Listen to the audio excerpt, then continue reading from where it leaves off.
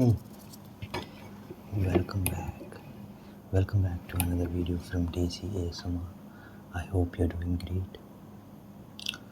So today it's the 78th Independence Day of India, August 15, 2024. It's the 70th Independence Day. PM Modi addresses the nation India in celebrating 78th Independence Day today. Prime Minister Narendra Modi led the nation in celebrating the 78th Independence Day from the historic Red Fort in Delhi. So this video is going to be of a little knowledge about the Indian independence movement. So we are going to read a little bit fact about the country India. Right over here. And this is the capital city over here, Delhi, New Delhi, which is the capital. So the national flag has been hoisted in Red Fort in Delhi, as it always happens in every other Independence Day. So let's look at the Indian independence movement a little bit. So Indian independence movement was a series of historic events in South Asia with the ultimate aim of ending British colonial rule. It lasted until 1947, when the Indian Independence Act 1947 was passed. So the first nationalistic movement for Indian independence emerged in the province of Bengal. It later took root in the newly formed Indian National Congress, with prominent moderate leaders seeking the right to appear for Indian civil service examination in British India. So let's look at the different eras of colonial India. So imperial entities of India. Austrian India, that's from 1778 to 1785. Swedish India, that's from 1731 to 1813.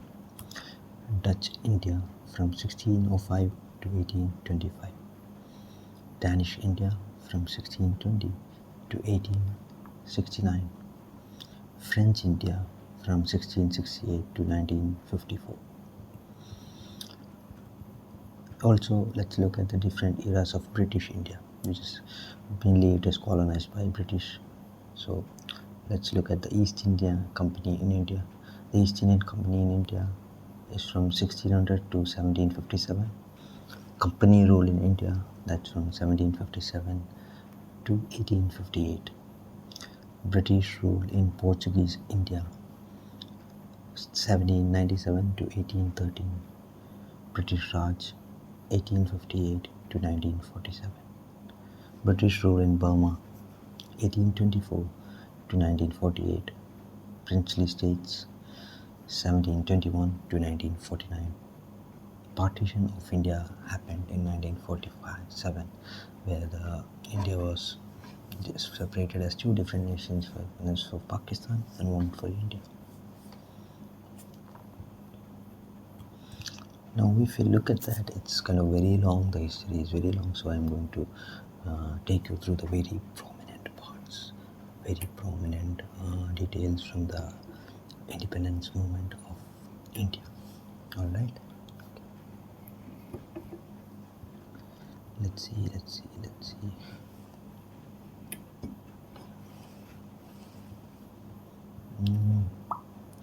So revolts broke another part of the northwestern provinces, the Indian Rebellion in 1957, turning point, rise of organized movements, rise of Indian nationalism in 1900 by the Indian National Congress, Krishna Gokhale. In colonial India, All Indian National Congress of Indian Christians, which was founded in 1914, played a role in Indian independence movement, advocating Swaraj and opposing partition of India. Now let's look at there is a Delhi Lahore conspiracy case, the Howrah gang case. There are few instances that influenced the independence of India, also the First World War, that happened in 1915, Hindu-German conspiracy, also the Ghadar matinee. Let's look at the British reforms. Gandhi arrives in India. So Gandhi had been a leader of Indian nationalist movement in South Africa. He had also been a vocal opponent of basic discrimination and abusive labor treatment, as well as suppressive police control such as Rowlatt Acts. During these protests, Gandhi had perfected a concept of satyagraha. In January 1914, well before the First World War began, Gandhi was successfully that the legislation against Indians was repealed and all Indian political prisoners were released by General Jan Smuts. Gandhi accomplished this through extensive use of non-violent protests such as boycotting, protest marching and fasting by him and his followers. So if you look at the history of the independence, it's a very vast, very detailed, and it's a long story which couldn't be included in a short video like ours. So let's quickly look at the Quit India movement.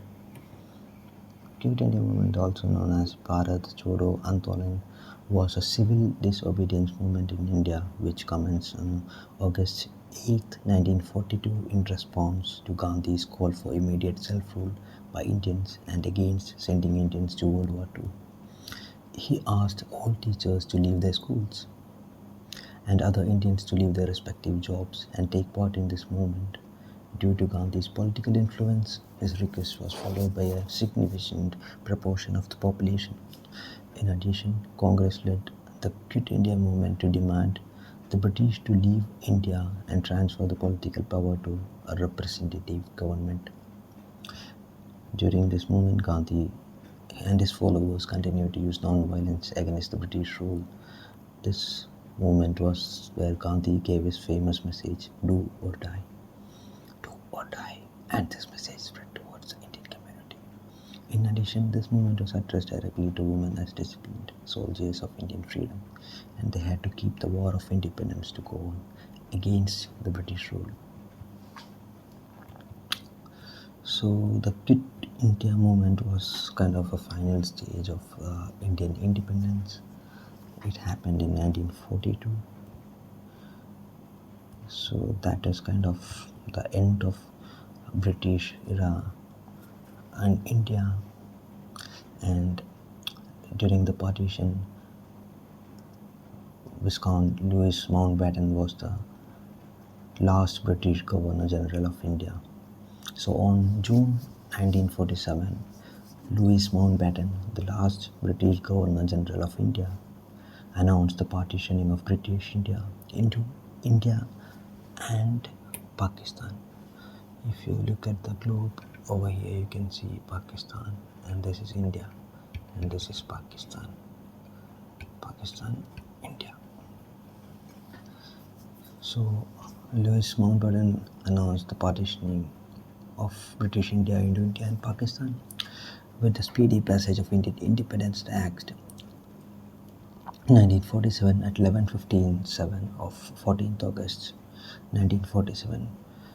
Pakistan was declared a separate nation. Then by 12:02 am on 15th August 1947, India became a democratic nation. Eventually, 15th August became Independence Day for India, marking the end of British India. Also on August 15, both Pakistan and India had the right to remain in or remove themselves from the British Commonwealth. So that's the brief of Indian independence. I hope it was a little educative for you, or if maybe you felt relaxing, or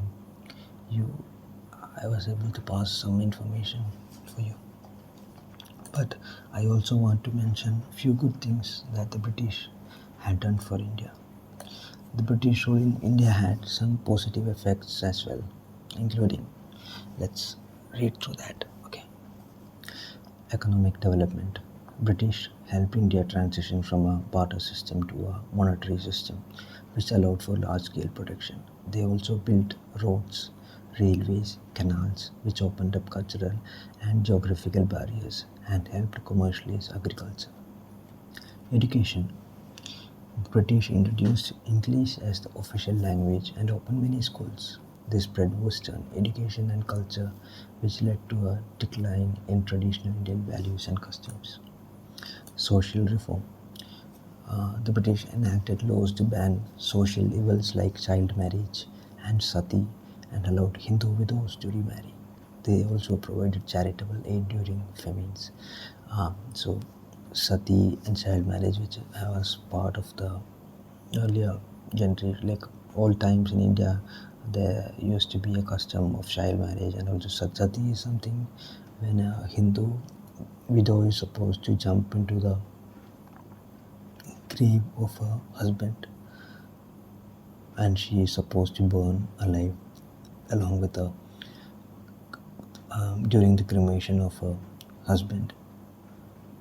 She is supposed to jump into the fire and die herself, like kill herself by jumping into the fire. Something like that. I'm not really sure of the exact custom, but yeah, something like that. So British enhanced laws to ban such evil activities like child marriage and sati, and also Hindu widows were not allowed to get married earlier. So they also brought out some rules that enable them to get married after being widowed. Political development. British rule led to the rise of Indian nationalism, which helped develop a sense of pride and patriotism among Indians. Also, there were many other good things that happened because of the British rule, which we had, like the cultivation of tea. Also, cricket was introduced by British. That's also one good thing that happened because of the British rule. And now, as you might know, cricket is one of the most widely played and recognized sports in India right now. So that's also a very positive impact of the British rule. So that's something I just wanted to like pass on the day of Independence Day of India. I am recording this on 15th of August 2024. I hope you liked the video, and I'll see you again in another one. I hope you enjoyed and have a nice, wonderful sleep.